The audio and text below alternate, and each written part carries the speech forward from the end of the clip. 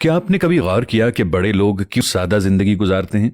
Doctor नजीर साहब 1960 में government college Lahore के दबंग प्रिंसिपल थे। उनके पास सिर्फ 2 सूट थे, एक लॉन्ड्री में होता और दूसरा वो पहन लेते। स्लीपिंग सूट वो बाथरूम में लटकाए रखते। जूता वो 4-5 साल के लिए खरीदते। खराब हो जाते तो इसकी मरम्मत करा लेते, ज्यादा खराब हो जाए तो मजबूरी में नया खरीद लेते, और जब तक वो मुकम्मल तौर पर खराब नहीं होता था उसका इस्तेमाल भी जारी रखते। ये 1960 की दहाई में गवर्नमेंट कॉलेज के प्रिंसिपल और मुल्क के बड़े दानिश्वर का लाइफस्टाइल था। और वो ऐसे प्रिंसिपल थे जो सदर अयूब खान को भी इम्तिहान के दिनों में कैंपस आने की इजाजत नहीं देते थे। उन्होंने गवर्नमेंट कॉलेज की 3 अतराफ की सड़कों पर हॉर्न बजाने पर पाबंदी लगाई और ये पाबंदी 30 साल तक कायम रही। लेकिन आप इस शख्स की सादगी देखिए, उसके कमरे में वार्डरोब नहीं थी। अब सवाल यह है कि क्या डॉक्टर साहिब सादगी के सिलसिले के वाहिद मुजद्दिद थे?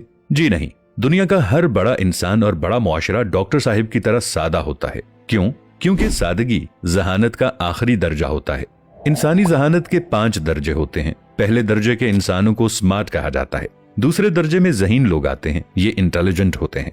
तीसरे दर्जे में ब्रिलियंट आते हैं। चौथा लेवल जीनियस यानी आइंस्टाइन किस्म के लोगों पर मुश्तमिल होता है, जबकि इंसानी जहानत का आखिरी दर्जा सादगी होता है।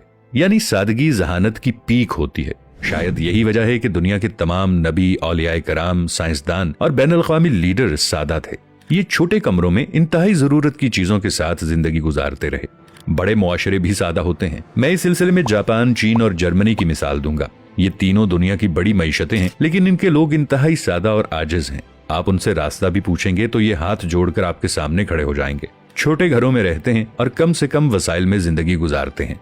हमारे शहरों में आज भी लंडे के कपड़े बिकते हैं। ये कपड़े अमीर मुल्कों के अवाम के गिफ्ट होते हैं। यूरोपियन लोग हर साल अपने फालतू कपड़े एनजीओज के हवाले करते हैं और एनजीओज इन्हें तीसरी दुनिया के मुल्कों में भिजवा देती हैं। जापान में सेकंड स्ट्रीट के नाम से स्टोर्स की एक चेन है। इसमें सेकंड हैंड अशिया बिकती हैं। आपको वहाँ जुराबों से लेकर रोलेक्स की घड़ियां तक मिल जाती हैं। जापानी लोग थोड़ा अरसा इस्तेमाल के बाद अशिया को आधी कीमत में बेच देते हैं और स्टोर्स उन्हें दोबारा फरोख्त कर देते हैं और उन्हें इस्तेमाल करते हुए किसी को बुरा नहीं लगता। आपको ये सादगी दुनिया के बड़े लोगों में भी मिलती है। मुरारजी देसाई भारत के वजीर आजम थे। उनके बारे में मशहूर था कि उनके पास 2 पजामे और 3 कुर्ते थे। ये बरसों ये कपड़े पहनते रहे।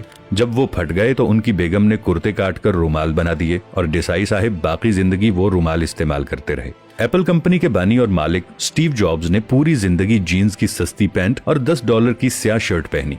उनके कमरे में फर्नीचर भी नहीं था। वो फर्श पर सोते थे और इंतहाई थोड़ी और सस्ती खुराक खाते थे।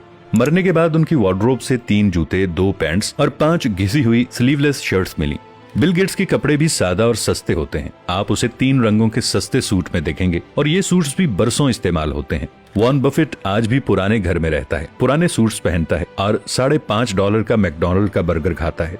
दुनिया के इस वक्त के अमीर तरीन शख्स एलॉन मस्क ने अपने तमाम घर, जिनकी मालियत $134 मिलियन थी, बेच दिए हैं और अब उसका कोई मिल्कियती घर नहीं है। ये ऑफिस के छोटे से कमरे में रहता है और इसका लाइफस्टाइल आम मिडिल क्लास अमरीकी से भी पस्त है।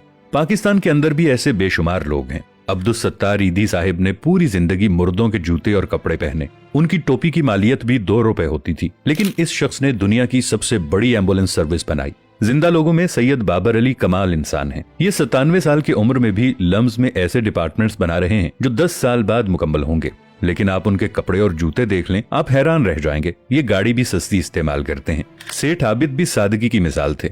मैंने उन्हें हमेशा एक ही किस्म के शलवार कमीज में देखा। उनसे एक बार इसकी वजह पूछी गई तो उनका कहना था, जब 2-3 शलवार कमीजों में गुजारा हो सकता है तो फिर मुझे अपनी अलमारी भरने की क्या जरूरत है।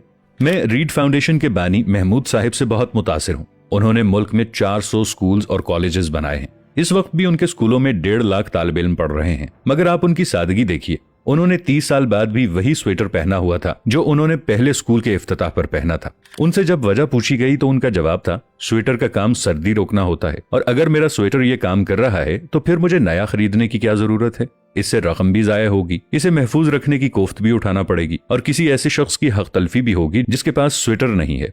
मैंने एक हिसाब लगाया, मैं सर्दियों में कितनी जैकेट्स और स्वेटर्स इस्तेमाल करता हूँ। पता चला सर्दियों के सिर्फ 3 माह होते हैं और इनमें भी शदीद सर्दी सिर्फ 20 दिन पड़ती है। मैं इनमें सिर्फ 2 जैकेट्स पहनता हूँ, एक हल्की सर्दी के दौरान और दूसरी शदीद सर्दी में। इसके बाद अगला सवाल था, फिर मेरे पास इतने स्वेटर और जैकेट्स क्यों हैं?